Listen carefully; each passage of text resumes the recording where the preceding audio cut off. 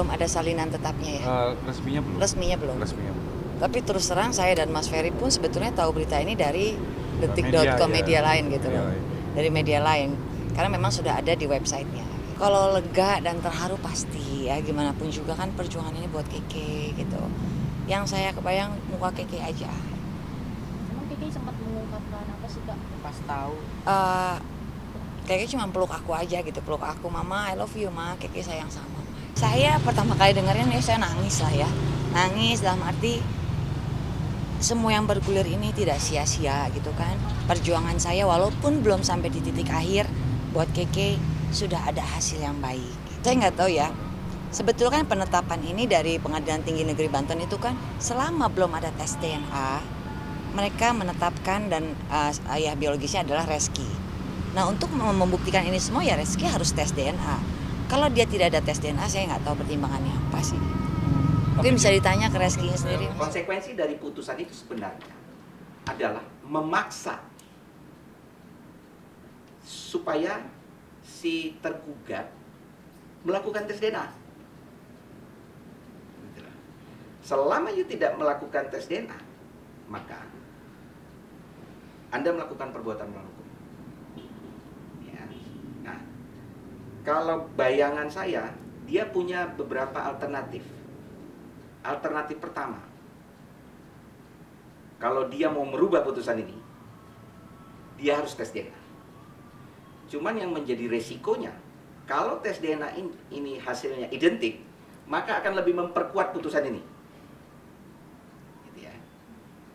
Saya kurang yakin dia akan seberani itu di saat last minute untuk tes DNA, karena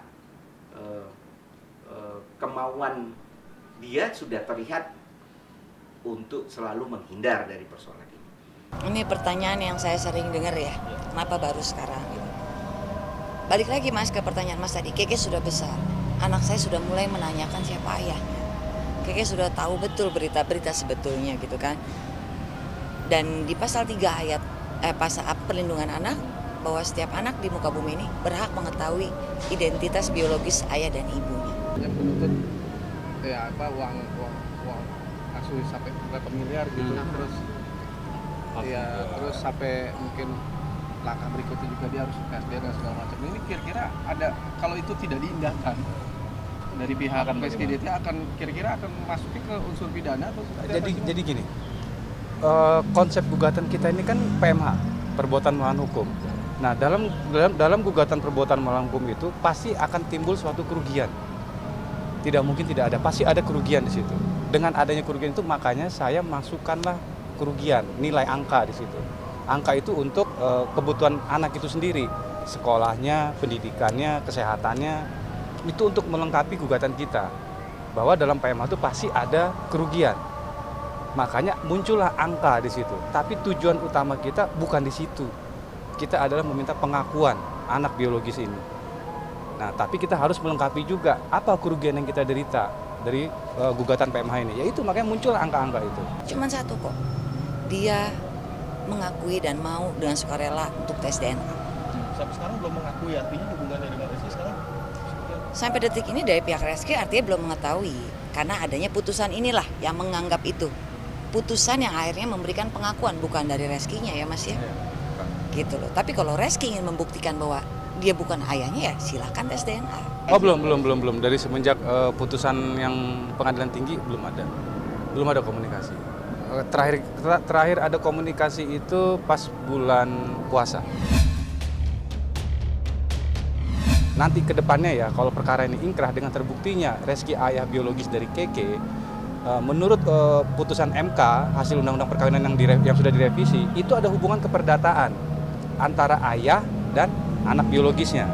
Dengan adanya hubungan keperdataan itu berarti secara otomatis ayah wajib menafkahi anaknya.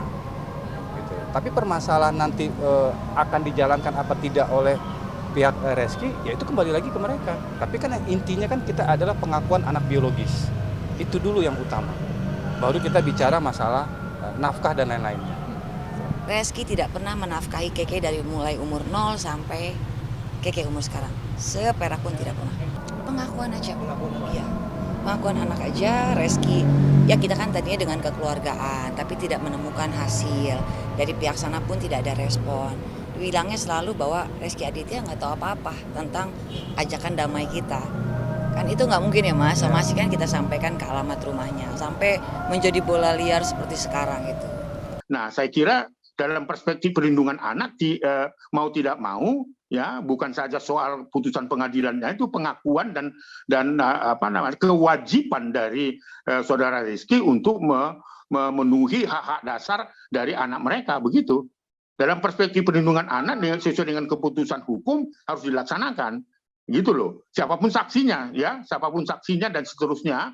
Jadi Komnas Perlindungan Anak dalam perspektif perlindungan anak tentunya mendorong kedua orang tua ini bertanggung jawab untuk memenuhi kebutuhan dasar dari kedua anak itu, apalagi itu sudah ada keputusan pengadilan, begitu. Wajib hukumnya, tidak ada alasan, karena kewajiban orang tua lah membesarkan, mendidik, memberikan hak-hak dasar termasuk pendidikan, hak bermain, ya toh, akta lahir dan sebagainya.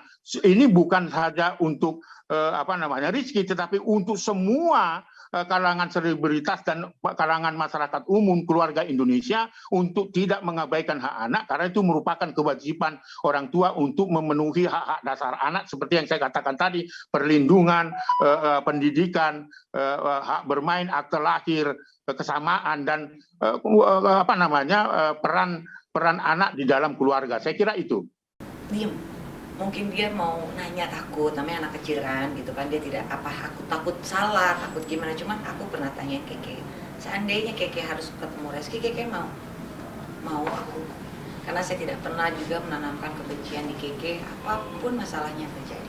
Keke memang tidak mendapatkan figur ayah biologis, tapi alhamdulillah orang tua saya, adik, saudara-saudara maupun teman-teman saya support.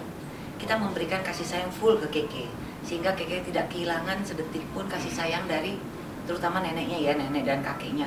Sangat sayang sekali sama Keke gitu. Cuman karena ada berita ini, jangankan anak kecil, kita pun tidak diakui oleh ayah, itu rasanya bagaimana kan. Itu aja sih PR saya ke depannya, menguatkan Keke lah. Kebetulan saya ajak Keke beberapa kali konseling di psikolog lah. Di situ kan ditanya bagaimana perasaan Keke. Kadang anak-anak itu tidak bisa mengutarakan dengan cerita, tapi ada di bawah alam sadar dia, tidur dia nanti rada cranky, keganggu. Itu ditanyakan oleh psikolog. Dan memang iya, Keke setiap malam tidurnya keganggu. Karena menurut psikolog, golden age anak 1-5 tahun itu, dia merekam. Tapi kan ketutup oleh memori yang lain. Tapi tetap ada di dalam rekaman lama. Itu yang mengganggu tidurnya gitu. Jadi mungkin Keke harus konseling lebih rajin lebih. Setiap malam Keke suka begitu memang kebiasaannya. Seperti apa? Kayak orang menggigau aja, ngomong segala macam gitu. Mungkin kan alam bawah sadarnya dia. Makanya saya sangat berharap dari awal kasus ini pakai hati nurani gitu kan. Yang kita bicarakan ini bukan saya nggak mau kok ketemu Reski juga gitu. Tapi kan ada anak yang menanyakan siapa ayahnya. Pakai hati nuraninya, tapi tidak ada hati nurani di sini dari pihak sana menurut saya ya.